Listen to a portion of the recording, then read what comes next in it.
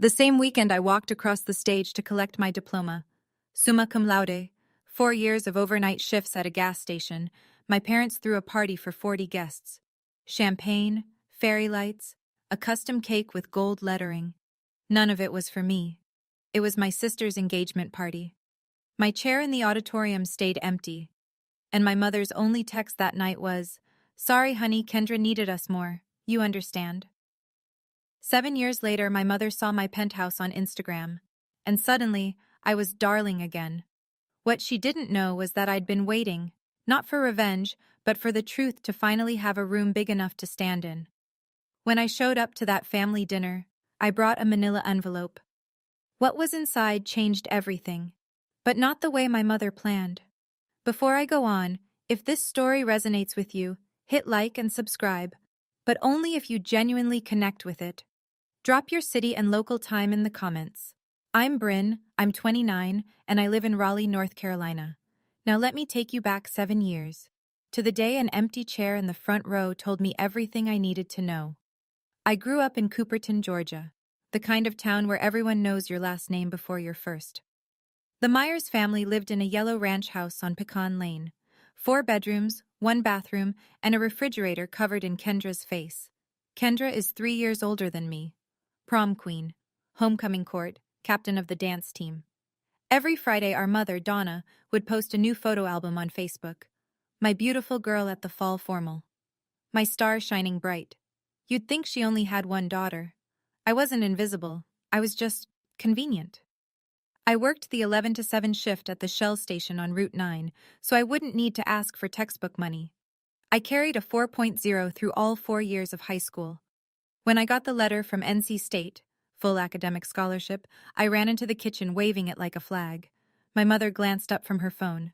"That's nice, honey. Can you tell Kendra dinner's ready?" I taped my honor roll certificate on the refrigerator that night, right next to Kendra's senior portrait. By morning, it was gone. I found it in the recycling bin under a cereal box. When I asked my mother about it, she didn't even look up. It cluttered the fridge, Bryn. There wasn't room. There were 11 photos of Kendra on that refrigerator. 11. I counted. My father, Gerald, was a mechanic at Dillard's auto shop. Good hands, quiet mouth. He loved us both. I believe that. But he loved peace more. And in our house, peace meant agreeing with Donna. I didn't know it then, but that refrigerator was a scale model of everything that would come after. May 2019. NC State commencement. The arena held 4,000 people, and I could hear every single one of them. Families screaming names, air horns, someone's grandmother blowing a whistle. The noise was enormous. And in the middle of it, row 7, seats 4 and 5, empty. I'd sent the invitation 2 months early, reminded my mother 3 times. The last time, she squeezed my hand over FaceTime and said, "We'll be there, of course. Wouldn't miss it." They missed it. I walked across that stage in a blue gown with a gold cord. Summa cum laude. The dean shook my hand and said, "Outstanding work, Ms. Myers." I smiled. I looked at row 7. Nothing. Afterward, families swarmed the lawn. Girls my age buried in hugs, fathers lifting diplomas over their heads for photos. I stood by the exit, holding mine in both hands like a tray. My phone buzzed. One text from Donna. "Sorry, honey. Kendra needed us more. The engagement party was today, and you know how she gets. You understand, right?" I read it twice. Then I walked to the parking lot, sat in my Civic, and placed the diploma in the trunk, next to my laundry bag. I didn't cry. Crying would have meant I was surprised. And I wasn't. Not really. I sat there for 20 minutes. The lot emptied. I didn't know where to drive. What I also didn't know, not for another 7 years, was that my father had been in that arena. He'd been sitting in the back row, 10 minutes before my name was called. But I'll get to that. 1 week later, I drove the 4 hours back to Cooperton, walked through the front door and found the living room still decorated. Silver balloons sagging in the corner, a half-eaten sheet cake on the counter that read, "Kendra and Travis Forever," in pink frosting. My graduation had been 7 days ago. The confetti from my sister's engagement party was still on the floor. "Mom, why didn't you come?" Donna was folding napkins at the kitchen table. She didn't look up. "Bryn, Don't make this about you again. Kendra's engagement was a once-in-a-lifetime thing. So was my graduation. She paused, looked at me the way you'd look at a child asking for a second dessert. You'll have other achievements, honey. Kendra needed the spotlight that day. I stood there, holding my car keys so tight the metal bit into my palm. Kendra walked in from the hallway, left hand raised, showing the ring to no one in particular. She hugged Donna, grabbed a piece of cake and sat down. She didn't ask about my graduation. Not how it went, not what I wore, not what the dean said. She talked about centerpieces for 20 minutes. Gerald sat on the sofa the whole time, Sports Center on mute. He didn't say a word. I picked up my bag. I should head back. Nobody asked when I'd return. But as I reached the door, I caught something. Gerald's eyes, lifting from the TV for half a second. There was something in them. Guilt, maybe, or the shape of a sentence he couldn't say out loud. He looked away before I could be sure. I drove 4 hours to ask one question. I got my answer before anyone opened their mouth. I moved to Raleigh that summer and didn't look back. Rented a studio apartment the size of a walk-in closet. Took an entry-level data analyst job at a logistics company. Ate rice and frozen vegetables 5 nights a week and told myself it was a lifestyle choice. It wasn't glamorous, but it was mine. 1 year after graduation, I was 23. My phone rang at 9 on a Tuesday night. Donna's voice, low and strained. Bryn, the mortgage payment went up. Your father's back is giving out. He can barely work full shifts. We might lose the house. I stared at my ceiling. That yellow ranch house on Pecan Lane. The porch where I learned to ride a bike. Gerald's workshop in the garage. How much do you need? $1,200 a month, just until we're back on our feet. $1,200, almost half my take-home pay at the time. I did the math in my head, then did it again, and agreed anyway. I set up an automatic transfer. The first one went through on October 15th. Every month after that, $1,200 left my account on the 15th. Like clockwork. Like rent for a house I didn't live in. Around 2 years ago, when I was 27, I met Marcus at a friend's housewarming party. He's a CPA, the kind of guy who reads bank statements the way other people read novels. Steady, direct. The first person who ever looked at my budget and said, "Bryn, you're being too generous for your own good." I laughed it off. At the time, 6 years, $1,200 a month. I never once asked to see the mortgage statement. That was my biggest mistake. 3 years ago, the phone rang again. Same voice, same Tuesday night timing. Bryn, the car died. Your father needs a vehicle to get to the shop. I found a good deal. A used Chevy Equinox, $22,000. But my credit score won't qualify. I need you to co-sign. I held the phone away from my ear and stared at it. Mom, co-signing is a big commitment. It's a $22,000 loan, Bryn. I'll handle every single payment. Don't you trust your own mother?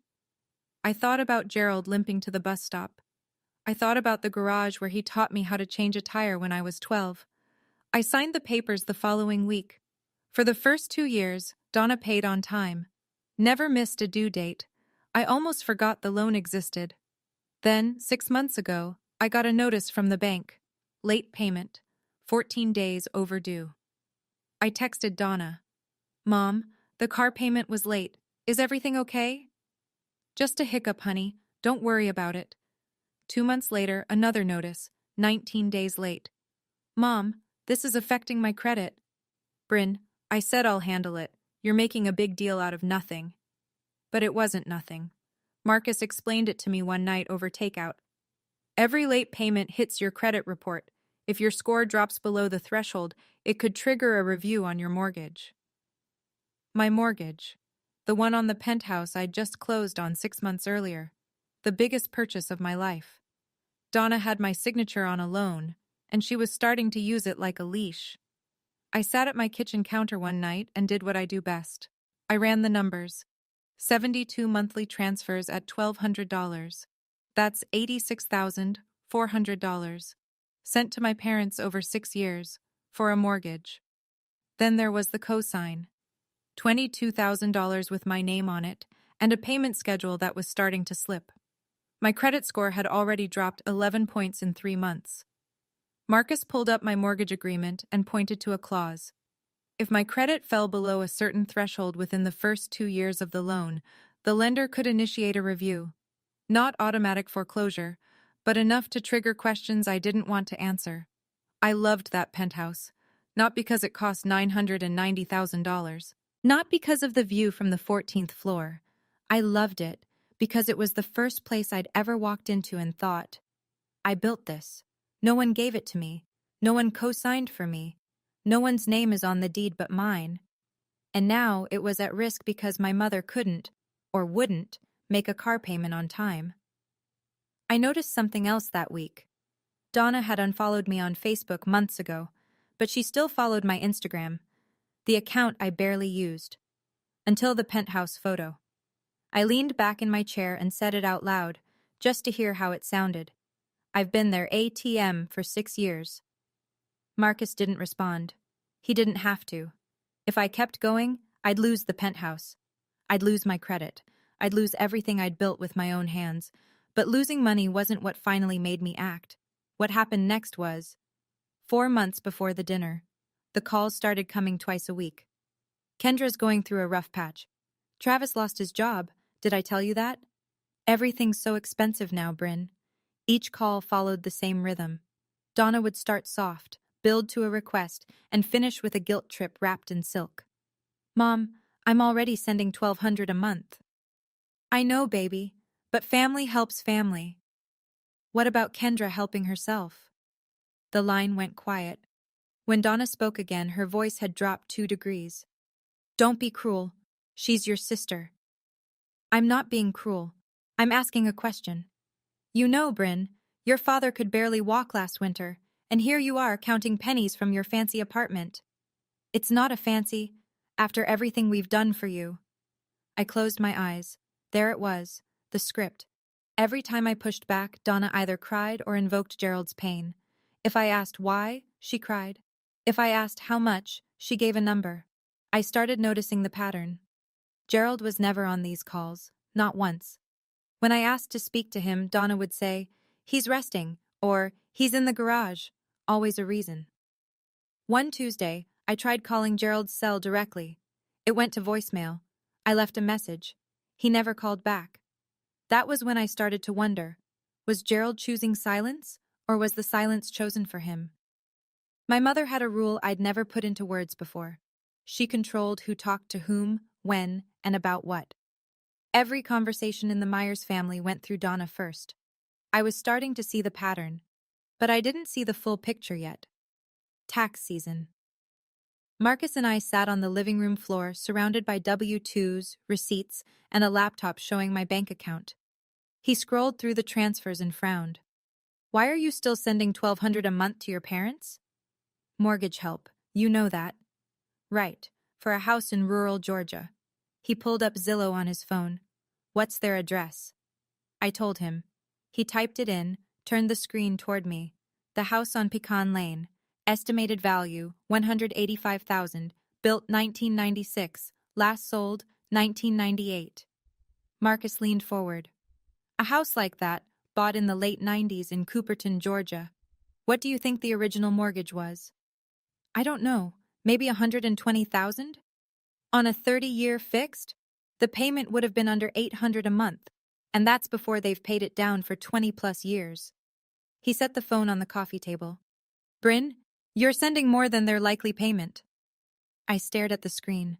The little yellow house, the porch, the mailbox Gerald repainted every spring.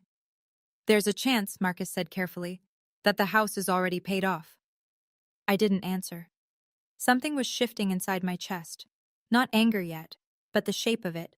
Like seeing a crack in a wall you'd always assumed was solid. I'm not telling you what to think, Marcus said. I'm telling you what the numbers say. That night, I couldn't sleep. I lay in bed doing arithmetic. 25 years of payments on a $120,000 mortgage. Even without extra payments, the math was tight. Where was my money going? I called Donna on a Wednesday. Midday. I wanted her alert, not tired. Mom, I have a quick question. Sure, honey. What's the exact mortgage balance on the house? Silence. 3 full seconds. Why are you asking? I just want to know where my money's going. Her voice changed. Not loud. Donna never yelled. She cooled, like someone opening a window in January. Are you accusing me of something, after everything I've done for this family? I'm asking a question, Mom. I don't appreciate the tone, Bryn. I really don't. You sound like you've been talking to someone. A pause. Is this Marcus? Is he putting ideas in your head? This is me asking a simple question. You know what, Bryn?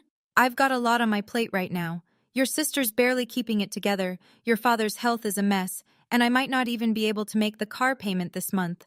My hands are full. I gripped the phone so hard my knuckles whitened. She didn't answer my question. She answered a different one I hadn't asked. The car payment. My cosign. She dangled it like a warning flare. Mom?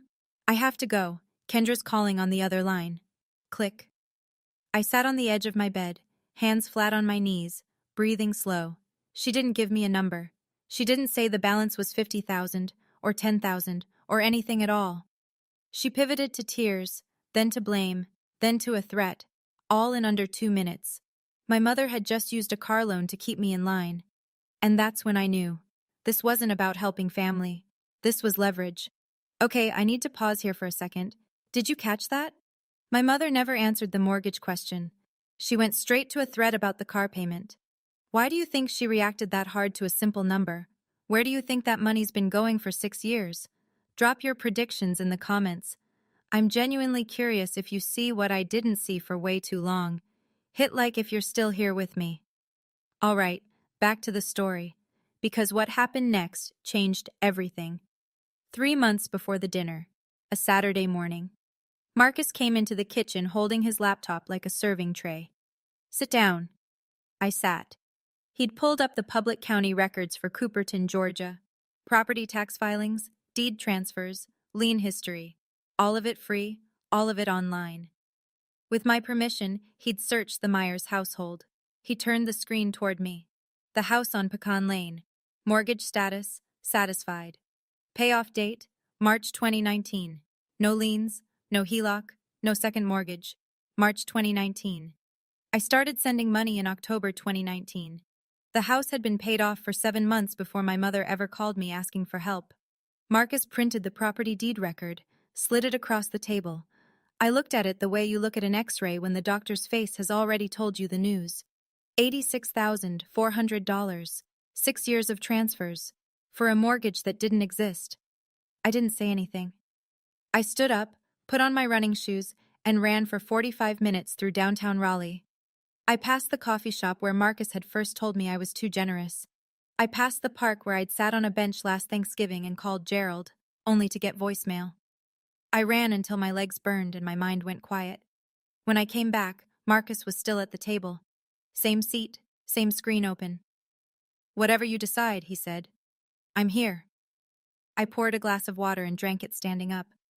I know the money didn't go to the house, I said, but I don't know where it went.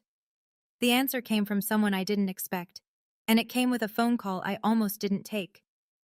Uncle Frank is my father's older brother, 62, carpenter, hands like leather, voice like gravel.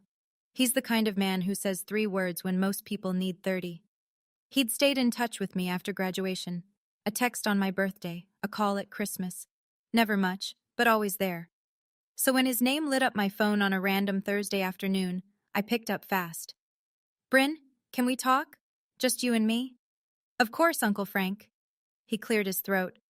Your mother's been telling the family you don't call, that you moved away and cut everyone off. She told your Aunt Ruth you refused to help when your daddy had that kidney stone last year. I blinked. Dad had a kidney stone? Last October. He was in the ER for 2 days. Nobody called me. That's what I figured. A long exhale. There's more. Donna came to me last month asking if I'd lend Kendra $15,000. I said no, asked why. She said Kendra's going through hard times. His voice tightened. I said, Donna, Bryn sends you money every month. She said that was for the mortgage, so I told her, Donna, I helped Gerald paint that house last summer. He told me himself, the mortgage is done. I stopped breathing. What did she say? Nothing. She hung up. The room tilted. My mother hadn't just lied to me, she'd lied to the whole family. About the money, about my absence, about everything. I don't know all the details, Frank said quietly. But something's wrong, sweetheart. Be careful when you go home. He said one more thing before hanging up. But I wasn't ready to share that part yet. I spent the next 6 weeks doing what I do best. Organizing. First, the car loan. I contacted the bank and applied to refinance the Equinox loan into my name alone. My credit score, despite the late payments, was still strong enough to qualify solo. The refinance removed Donna as co-borrower. She'd still have the car, but the loan was mine now. She couldn't use it as a leash anymore. If she stopped paying, I'd handle it directly and repossess the vehicle if needed. Second, the timeline. I printed my bank statements going back 6 years. Every transfer to Donna, date, amount, reference note. Then I placed the property deed record next to them. One column, purpose as stated by Donna Myers, mortgage assistance. Other column, actual mortgage status, paid in full since March 2019. 2 pages, clean, no emotion, just numbers. Marcus looked it over and said, "This reads like an audit summary." Good. I slid the pages into a manila envelope, put it in my bag. Third, and this one I didn't plan. I was cleaning out my closet that weekend when I found a box of college things, notebooks, a parking pass, and at the bottom, the graduation invitation I'd mailed to my parents 7 years ago. Cream cardstock, gold lettering. I'd written on the inside, Row 7, seats 4 and 5, saved for you. I held it for a long time. Then I put it in the envelope with everything else. I wasn't building a case, I wasn't plotting a scene, I was simply gathering the truth and putting it in order. If no one ever asked, the envelope would sit in my closet forever. But I had a feeling someone was about to ask. 2 weeks before the dinner, a Sunday evening, I was standing on my balcony watching the sun drop behind the Raleigh skyline, pink and gold bleeding into the glass of the buildings downtown. I took a photo on impulse, 14 floors up, the city stretching out below, my coffee mug on the railing. I posted it on Instagram with one word, home. Friends commented. Coworkers sent heart emojis, normal stuff. 3 hours later, my phone wouldn't stop buzzing. Donna, Kendra, Aunt Ruth, Cousin Natalie, 2 aunts I hadn't spoken to in years. Is that your place? How much was that? When did this happen, Bryn? Girl, that view. And then a private message from Donna. I read it twice. Darling, we need to talk. We're waiting for you. Come home this weekend. Darling. My mother hadn't called me darling since I was 12 years old. Since before I became the daughter who could take care of herself. Since before Kendra became the son and I became background noise. Now, one photo of a penthouse, and suddenly I had a name again. I showed Marcus the message. He read it, set the phone down, and looked at me. What do you want to do? I already knew. I'd known since the moment I saw the property deed. I'll go. You think it's just dinner? No, I think it's a stage. I picked up the phone. But I've got my own script. I typed back. I'll be there Saturday. The manila envelope was in my bag. The refinance was done. The auto transfers had been canceled 3 days earlier. I agreed to go, not because I was naive. I agreed because the envelope was already packed. The Thursday before the dinner. I called Natalie, Uncle Frank's daughter, my closest cousin. She works at the county clerk's office in Cooperton. We'd always gotten along, even when I stopped coming home. Hey Nat, how's everyone? She hesitated. That half-second pause people make when they're deciding how honest to be. Bryn, can I ask you something? Go ahead. Your mom's been telling everyone you moved away and cut the family off, that you never call, that when your dad was in the hospital last year, she called you and you hung up on her. My jaw tightened. She never called me about Dad, Natalie. I didn't even know he was sick. Silence. She said you hung up. She lied. More silence. Then softly. I believe you. Some of us have been wondering. The story never quite made sense. You always seemed like the responsible one. I leaned against my kitchen counter and pressed my palm flat on the cold granite. This was the moment. Not the money, not the cosign, not even the empty chair at graduation. This. Donna hadn't just taken my money. She'd taken my name. She'd rewritten 7 years of history and cast me as the villain, the ungrateful daughter, the one who abandoned her sick father, and everyone at that dinner table on Saturday had been fed that version of me. "I'm glad you're coming Saturday," Natalie said. "Some of us have been worried about you." I hung up. My hands were shaking. Not from fear, from the kind of anger that sits low in your ribs and doesn't make noise. Stealing my money was one thing. Stealing my name, that I could not let stand. Saturday was coming, and I was bringing a different story. Saturday. Marcus and I left Raleigh at 7 in the morning. 5.5 hours on I-85 South, then 2-lane roads through pine country until the Cooperton exit. I drove. Marcus kept his hand on my knee and didn't ask questions. The manila envelope sat in my shoulder bag on the back seat. When we turned onto Pecan Lane, I counted the cars. 8, 10, 14, lining both sides of the street, spilling onto the neighbor's lawn. "That's not a family dinner," Marcus said. No, it wasn't. I parked at the end of the block. Through the front window, I could see the living room. Packed. I recognized Aunt Ruth's silver hair, Uncle Dennis's truck in the driveway, Natalie's blue Camry, neighbors, people from church, at least 20 people inside. I looked at Marcus. He looked back. "They set a stage," he said. I grabbed my bag, felt the weight of the envelope through the leather, and stepped out of the car. The front door swung open before I reached the porch. Donna rushed out, arms wide, tears already glistening. "My baby's home! Everyone, Bryn is here!" She wrapped me in a hug that smelled like Estee Lauder and butter rolls. Behind her, people clapped. Actually clapped. Like I'd returned from war. Inside, a long dining table pulled from the kitchen into the living room. Casserole dishes, sweet tea in mason jars, and a handmade banner taped above the fireplace in green and gold letters. Family first. Gerald stood in the corner of the kitchen drying a glass. He didn't look at me. Kendra sat at the far end of the table beside Travis. She smiled. It didn't reach her eyes. I sat down, bag on my lap. Dinner was loud and warm and felt almost real. Aunt Ruth passed cornbread. Uncle Dennis told a fishing story. Natalie caught my eye from across the table and gave a small nod. I barely ate. Then, between the cobbler and the coffee, Donna stood up. She tapped her glass with a fork. The room hushed. "I want to say something." She smiled at me the way a host smiles at a guest of honor. "Most of you know my Bryn moved to Raleigh years ago, built a wonderful career.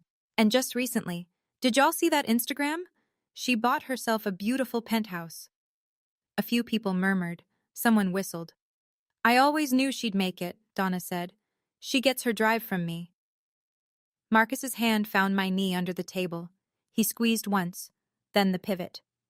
"And because family is everything to the Myers, Bryn has generously offered to help Kendra and Travis get back on their feet.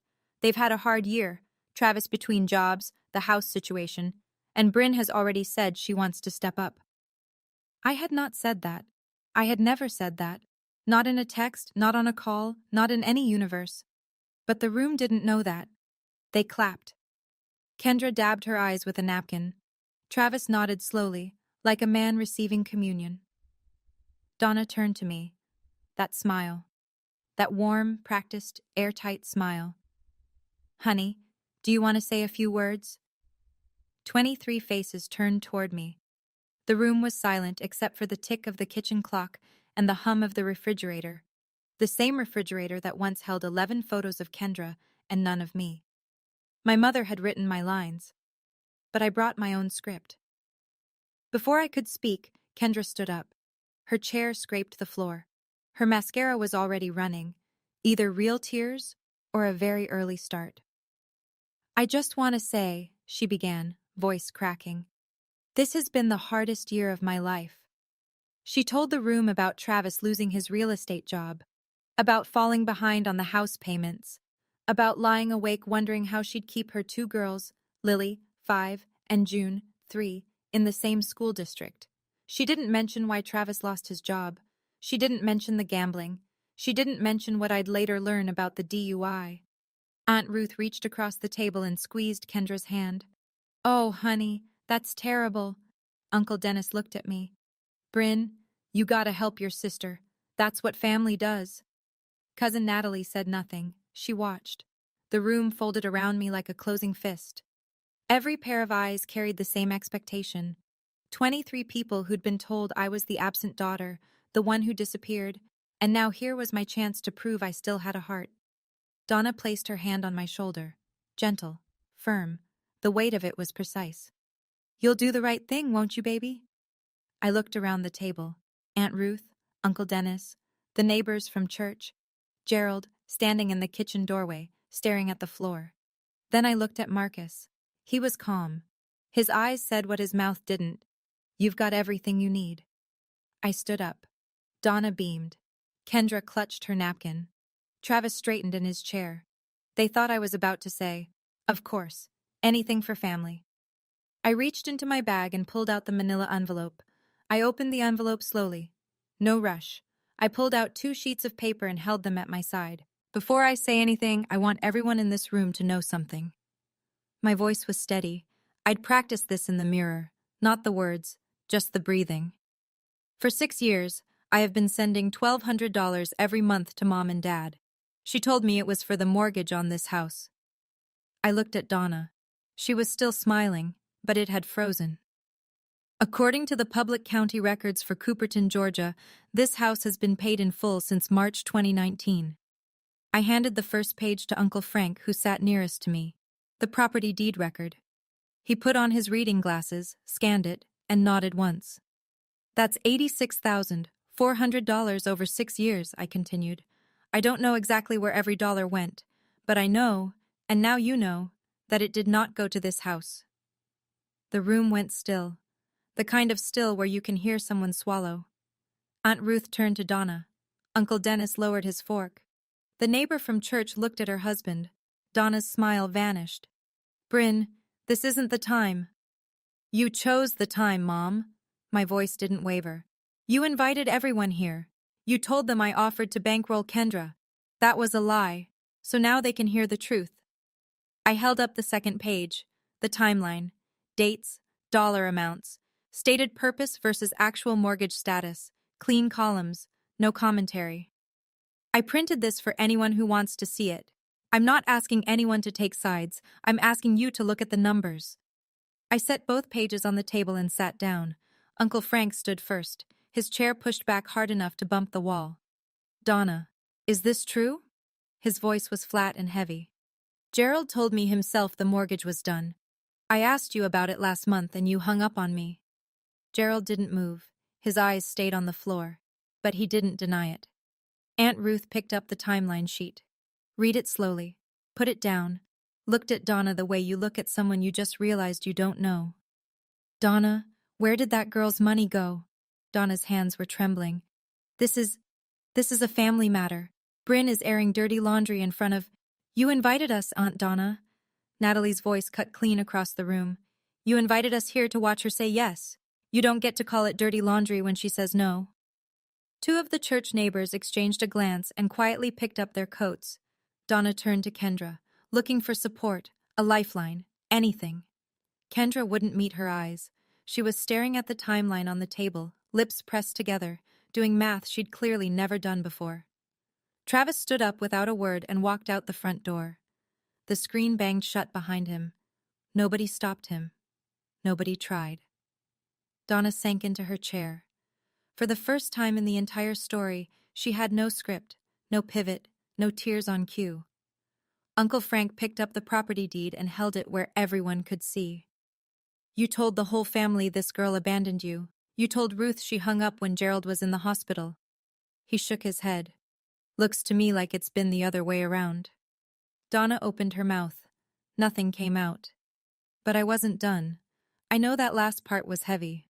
Honestly, standing in that living room, my hands were ice cold, but I wasn't shaking from fear. It was relief. For the first time in 7 years, the truth was in the room, and it wasn't just mine to carry. Here's my question for you. If you were in my shoes at that moment, would you let Uncle Frank keep going? Or would you stop here and walk out? I'd love to hear what you'd do. Drop it in the comments. And hit subscribe if you want to see how this ends, because even I didn't expect what came next. I reached into my bag one more time and pulled out a folded index card. Not a speech. 5 sentences I'd written at my kitchen counter the night before, with Marcus reading over my shoulder. I unfolded it and read, "Starting today, the monthly transfers stop. They've already been cancelled." Donna flinched. "I've refinanced the car loan into my name only. Mom, your name is no longer on the title. The payments are my responsibility now." Donna's mouth opened and closed. The leash she'd been holding, gone. "I will not be funding anyone's lifestyle while being called the daughter who abandoned her family." The room was so quiet I could hear the ice settling in someone's sweet tea. "If Kendra needs help, I'd suggest she look into the same options I used: scholarships, part-time jobs, and a budget." I looked up from the card. I looked at Donna, at Gerald, at Kendra, at the banner that said "Family First." I love this family, but love doesn't mean I have to set myself on fire to keep someone else warm. I folded the card, put it back in my pocket. Aunt Ruth nodded. Natalie wiped her eyes. Uncle Dennis, who 20 minutes ago had told me to help my sister, stared at his hands. Nobody argued. Nobody said I was wrong. And for the first time in my life, nobody told me I was making it about myself. Donna looked at Gerald. Gerald looked at the floor. Then he did something he hadn't done all evening. He looked up. Not at Donna, at me. But I wasn't done yet, because Uncle Frank cleared his throat. "There's something else," he said, and the room held its breath. Uncle Frank stood in the middle of the room with his hands in his pockets, looking at Gerald the way a brother looks at a brother he's about to stop protecting. "7 years ago," Frank said, "your daddy drove to your graduation." I stopped breathing. "I know because I lent him my truck. His car wouldn't start that morning, and he came to my house at 6 a.m. asking for the keys. He said, 'Frank, I'm not missing this.'" The room turned to Gerald. He was leaning against the kitchen doorframe, eyes closed. "He drove 4 hours," Frank continued. "Got there early. Sat in the back row. I know because he called me from the parking lot afterward and said he saw you walk across that stage." My chest cracked open. I could feel it, something between grief and gratitude splitting me right down the center. "Then Donna called him," Frank's voice hardened. "Told him Kendra had fainted at the engagement party. Told him to come back immediately. He left." Frank looked at Donna. "I found out 2 weeks later. Kendra never fainted. It was a lie to get him out of that auditorium." Gerald opened his eyes. Tears ran down both cheeks, catching in the stubble on his jaw. This was the most emotion I'd seen from my father in my entire adult life. Donna stood up. "That's not—" "It is true, Donna." Gerald's voice broke the room like a stone through glass. "Stop." 2 words, the first he'd spoken all night, and they were aimed not at me, but at her. I gripped the edge of the table. My father had been there. He'd watched me graduate, and my mother had pulled him away with a lie.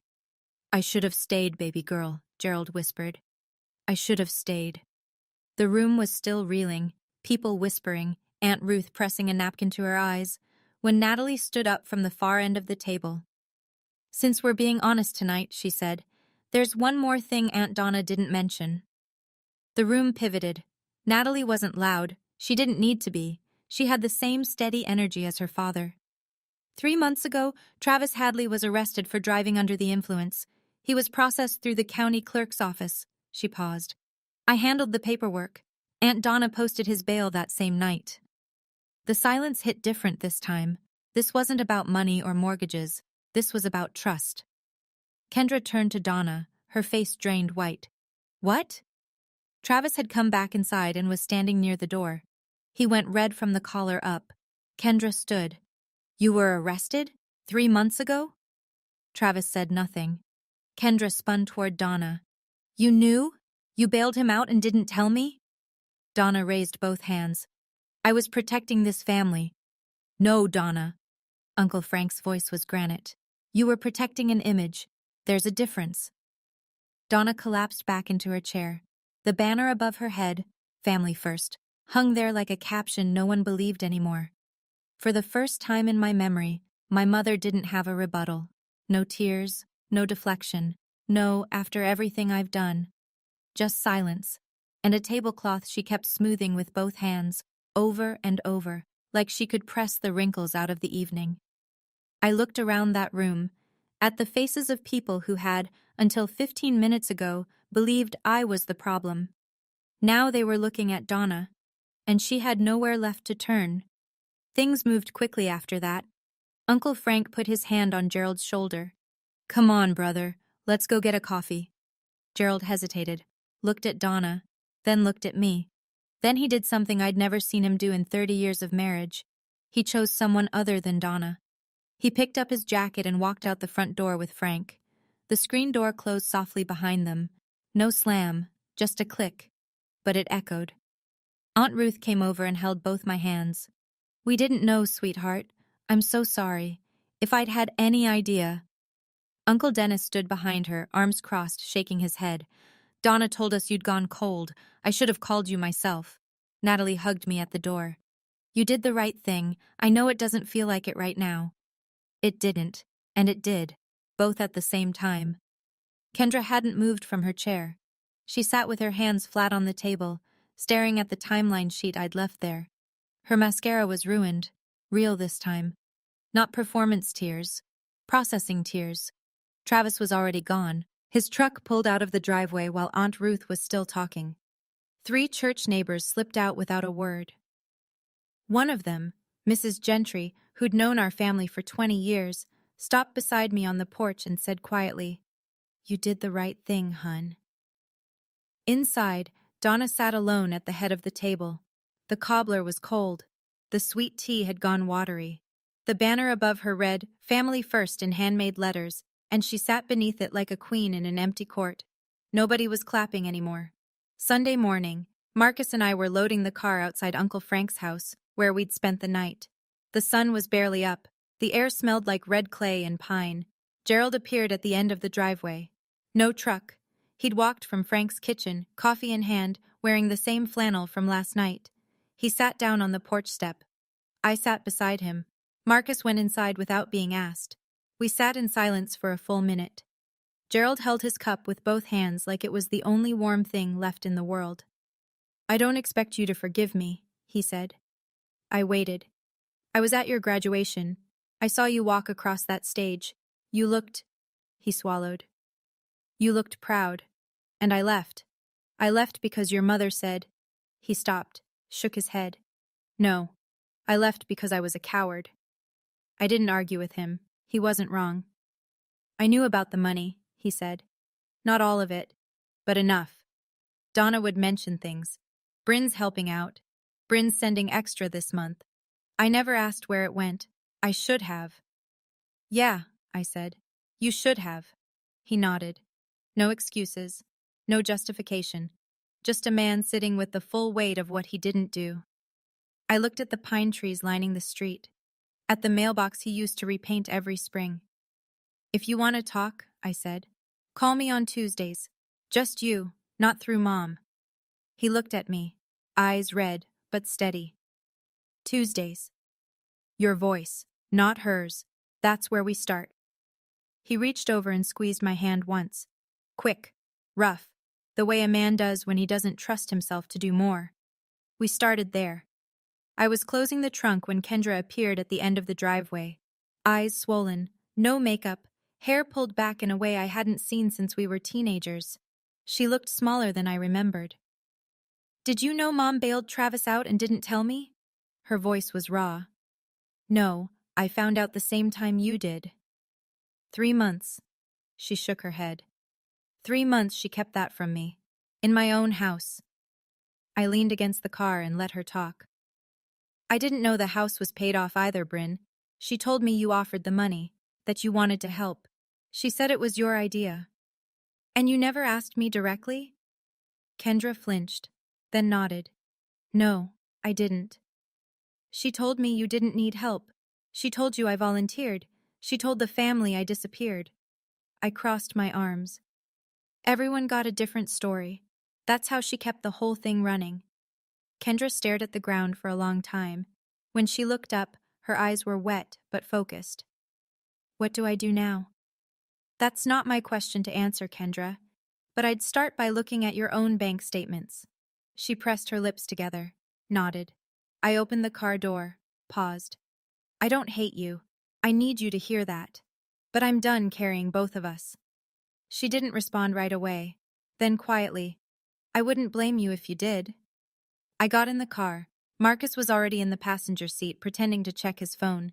He's good at knowing when to disappear. I pulled out of the driveway. In the rearview mirror, Kendra was still standing there, arms wrapped around herself, watching me go. 2 weeks after the dinner, here's what changed. Donna deleted the family first banner photo from Facebook. Then she deleted her entire profile picture. For the first time in a decade, her page went dark. No posts, no albums, no carefully curated image of the perfect Southern family. Gerald called me on a Tuesday. 8 minutes. Mostly silence. He talked about a carburetor he rebuilt at the shop. I told him about a project at work. We didn't mention Donna. We didn't need to. The call itself was the point. The following Tuesday he called again. 12 minutes. He asked about Marcus. Kendra texted me 3 weeks later. I filed for divorce. No explanation needed. I'd later learned she found credit card statements Travis had hidden, online gambling losses totaling $47,000. The DUI was just the piece that broke through. Uncle Frank organized what he called a real family dinner. No banners, no speeches. Just Frank, Gerald, Natalie, Aunt Ruth, and me on a video call. We ate and talked and nobody performed. Donna texted me 3 times. I didn't block her, but I didn't respond. Her last message read, "I did what I thought was best for this family." I read it sitting on my balcony, Raleigh stretching out below me. Marcus brought coffee and sat in the other chair. "You going to reply?" "When she's ready to acknowledge, not explain." He nodded. 14 floors up, the city hummed. My mortgage was safe. My credit was climbing back. $1,200 a month was sitting in my account now, right where it belonged. My bank account gained $1,200 a month. But the real thing I got back was quieter than money. It was the sound of my own name, finally said by people who knew the truth. People ask me about the penthouse sometimes. They see the photo, the skyline, the balcony, the light. And they think that's the point of the story. It's not. I didn't buy the penthouse to prove anything to anyone. I bought it because after 7 years of overnight shifts, studio apartments, frozen vegetables, and automatic transfers to a house that didn't need my money, I wanted one thing that was entirely mine. A place where, when I turned the key, I knew no one else had paid for it. No one else's name was on the deed. No one else could take it away.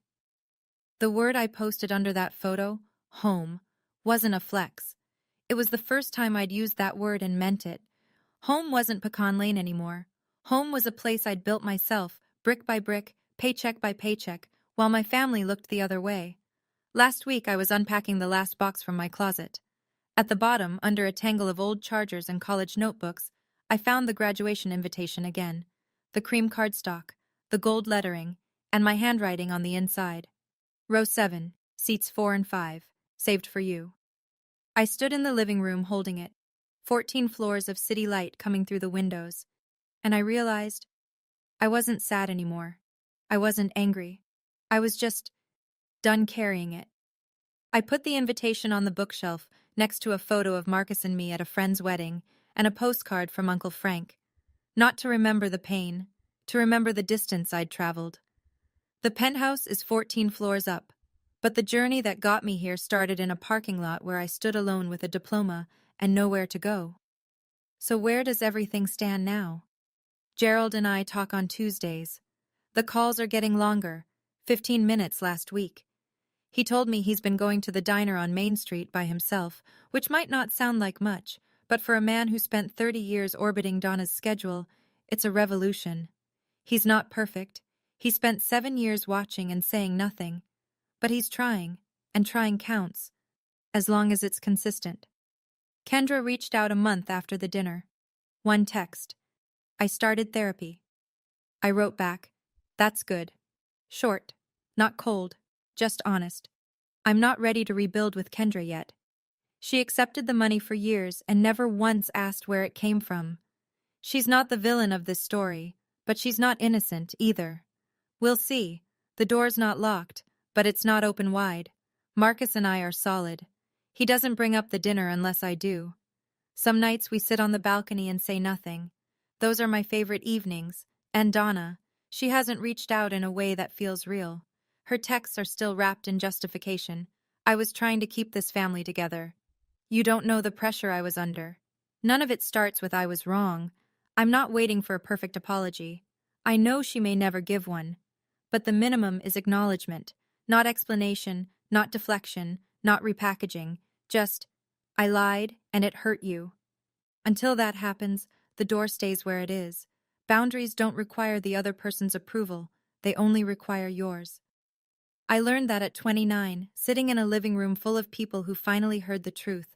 Better late than empty. I'm not telling you this story so you'll hate my mother. I'm telling you because somewhere out there, someone is listening to this in their car, or on their headphones, or lying in bed at midnight, and they're sending money every month to someone who promised it was for one thing, but it's going somewhere else. They're getting calls that start with family helps family, and end with guilt. They're being told they're selfish for asking where their own paycheck goes. If that's you, here's what I want you to know. You are enough. You've always been enough. The person who can't see it, that's their blindness, not your failure. Loving your family doesn't mean you have to let them consume you. You can love someone and still say, no more. Those two things don't cancel each other out. They never did. And if the day comes when you draw a line and they call you ungrateful or selfish or cold, remember this. Selfish people rarely lose sleep worrying about being selfish. The fact that it keeps you up at night is proof you're not what they say. I used to think strength meant enduring, taking the hit and standing back up. And sure, there's a kind of strength in that, but there's another kind. The kind where you stop stepping into the ring altogether. That's where I am now. Not fighting, not running, just standing in a home I built with my own name on the door, drinking coffee on a balcony 14 floors above a city that doesn't know my story. The empty chair at my graduation used to be the saddest thing I owned. Now it's just a chapter. And the chapter has a different ending than the one my mother wrote for me. 7 years ago my mother texted me, "You understand, right?" For a long time I thought I did. I thought understanding meant accepting, absorbing, making room for other people's choices and calling it grace. I don't think that anymore. Today, if she asked again, I'd say, "Yes, Mom. I understand now. I understand that I deserved better, and I finally gave it to myself." My diploma hangs in my home office now, next to a photo of Marcus and me at his sister's cookout, a framed postcard from Uncle Frank that says, "Proud of you, kid," in his carpenter's handwriting, and my first marathon finisher's medal. Raleigh Half Marathon, 2 years ago. I cried at the finish line. Not because it hurt, because nobody had to carry me. On Tuesday nights, my phone rings. Gerald's name. I always pick up. Last week he said, "I told my buddy at the shop about your penthouse." He said, "Your girl did all that on her own?" And I said, "Yeah, she did." I pressed my lips together so he wouldn't hear me smile. That's enough for now. It's not a fairy tale. It's not a full reconciliation. Some things don't come back all the way, and I've made peace with that. But I'll tell you what I have. I have a home. I have a man who reads bank statements for fun and never once told me how to feel. I have a father who's learning to call. I have a bookshelf with a 7-year-old invitation on it and a view of the city I chose for myself. And I have my name back. Not the one Donna gave the family. The real one. The one I earned. If this story resonated with you, I'm glad. If you just listened for the drama, that's fine too. Either way, thank you for staying. Thank you for staying until the end. That means something to me. If you've ever had to set a boundary with someone you love, even when it cost you, I'd love to hear your story in the comments. I read every single one. Hit like if this one made you think. And if you want more, there's another story waiting for you in the description below. Same kind of family drama, but the twist? You won't see it coming. I didn't either. Take care of yourselves. And remember, your name belongs to you. Nobody else gets to rewrite it. See you in the next one.